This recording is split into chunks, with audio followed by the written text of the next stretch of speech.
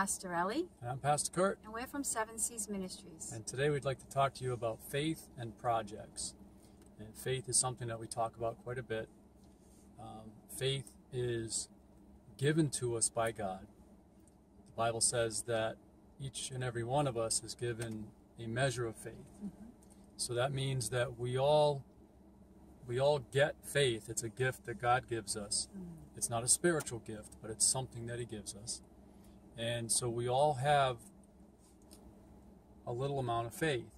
And when I say little, I don't mean little like as in weak, but that we all start out with a certain amount of faith. And it's up to us to exercise that faith. Yes. And whether our faith grows or not is fully dependent upon us and what we do with it. Mm-hmm. See, God doesn't give us faith just for the sake of us having faith. Right. He gives us faith so that we will use it, so that we will put it into play, put it into practice to accomplish things. Yes, right. You know, we know somebody who's a close friend of ours, and he always says, faith loves projects. And, you know, it's true. Faith does love projects because there are things that God calls us or prompts us to do, not just us, but us in general, you included.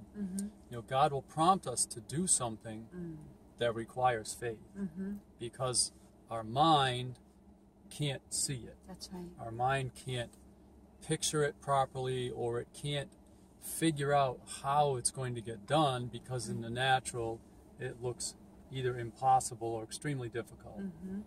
But faith steps in and it says, well, you know, do this, this, and this, and follow God and let Him show you the steps. And, you know, Pastor Ellie and I have been talking a lot lately between the two of us about Noah.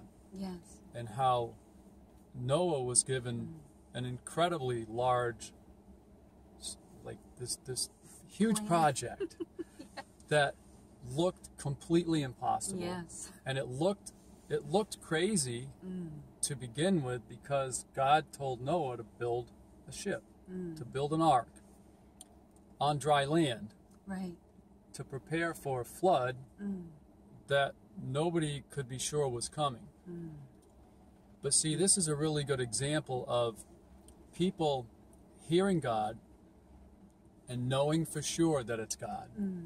That's a very key thing. We need to make sure that we don't say that we're moving and stepping out in faith when in fact we're doing something that was just an idea that we had. Right. And, you know, hoping that God will step up to the plate and back us up. Right. and make it all work.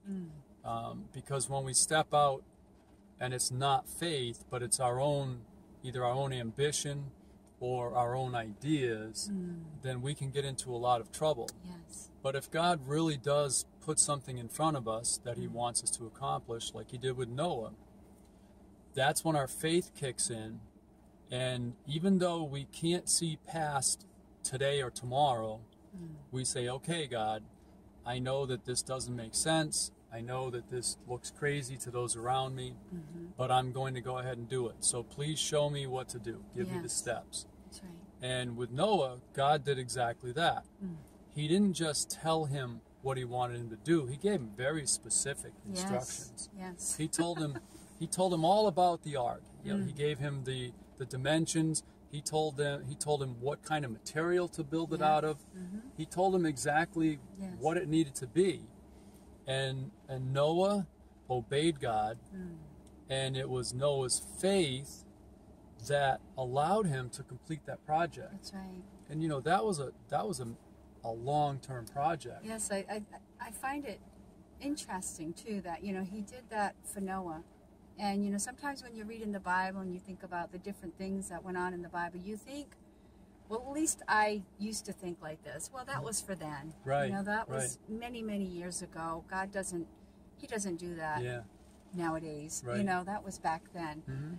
But, you know, if God can find somebody that will line up with Him and what He wants to do, life is different. Yeah. It's a whole new ball game. Right, it is. Because He doesn't just give you the faith to do it, but He gives you everything that we need to do it. Everything. The instructions, the finances, the way to get the finances, everything that we need to do this project, he will line it up. Yeah. So it's very interesting. You know, we read about these things and we think, oh, you know, well, you know, that's not the case. Right. You know, God is just looking for people that will line up with him. Exactly. And be willing to step out. Be willing to step out. Be willing to follow his directions, not try to do it out of presumption or try to figure it out based on intellect. Yes, we have to follow his steps in it.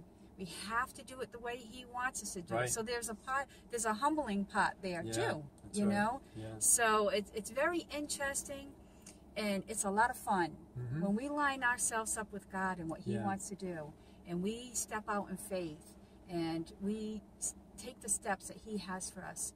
It's a whole new, it's a different way of living. It surely is. It's a lot of fun. Yeah. And you know, you get to see the end results and you know, a finished project, and then you get to step into whatever else he would like to do. You know, and it builds us as we go. It builds our faith because you see the hand of God moving, and it's just amazing. You know, it is. It's just a wonderful. It's a wonderful way of living, and we need to live more like that. Yeah, and we'll see things happen and take place. We'll see accomplishments and these things that we never dreamed of. Right. We never ever thought we would see. And we have to understand it's a privilege to be used by God. That's right. To accomplish these things. Yes. And we have to make sure that we keep our pride in check, and we don't become prideful or egotistical or puffed up when God allows us to be part of a project and uses us to help complete a project. Right. We have to understand that it's not us, it's him. Right. It's all about him. That's right. And, you know, if God chooses to use us, then we need to thank him for it. Yes. You know, we need to stay humble and we need to thank him. Yes. And it's a very humbling thing when God chooses us, chooses you to complete a project. It's funny because it's very humbling at first when he chooses you and he wants you to take these steps. It's very humbling because we don't understand what we're going to be doing. We just have to follow him. Right. But then once we start to see the project, start to come together? Or? Yeah, it starts to take place. It starts to come together.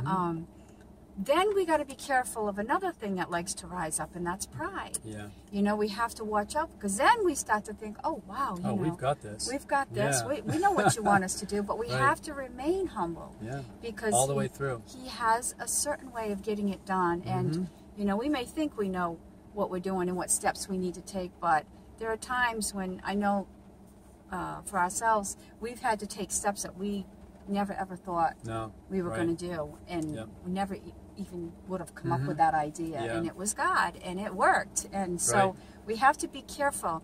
Yes, you go into it humble, remain humble, stay humble all the way, because it's not us that's going to complete that project. It's the faith, and it's God, and it's He's going to work it out, and He's going to bring it to completion, and we get to enjoy that with Him. You know. Yep. And I just one more thing before we wrap up here. As you were talking, it reminded me of Saul.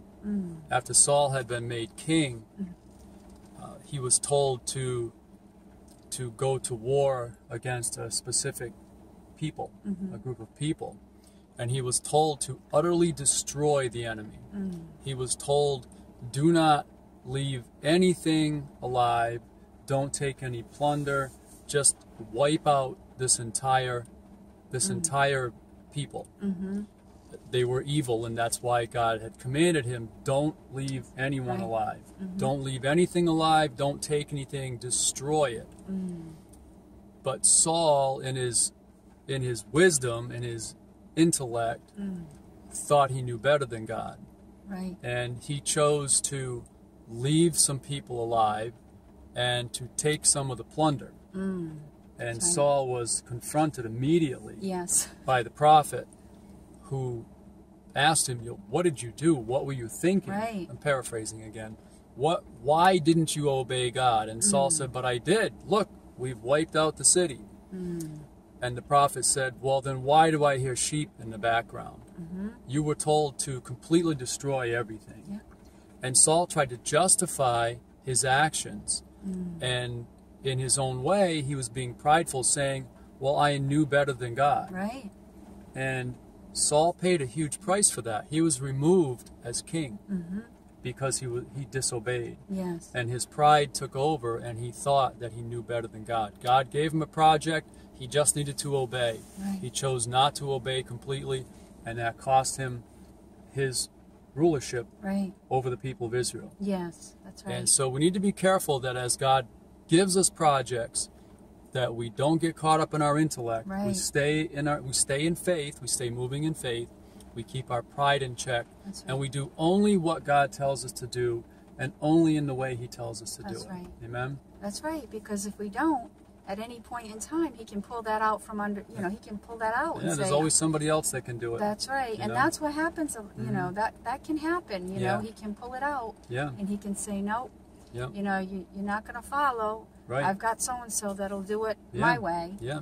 And there will always be somebody else. You got to be careful. Yeah. There's not one of us that's irreplaceable. There's not one of us that God can't find somebody to replace us. So we just need to remember it's a privilege to serve God. It's a privilege to be used on any kind of a project. We need to walk by faith, not by sight. That's right. We need to obey every single step that God gives us to take and do it exactly the way He tells us. And if we do that, we'll find that God will give us another project and another project and another project, and we will live like that. We will live from project to project to project. That's right.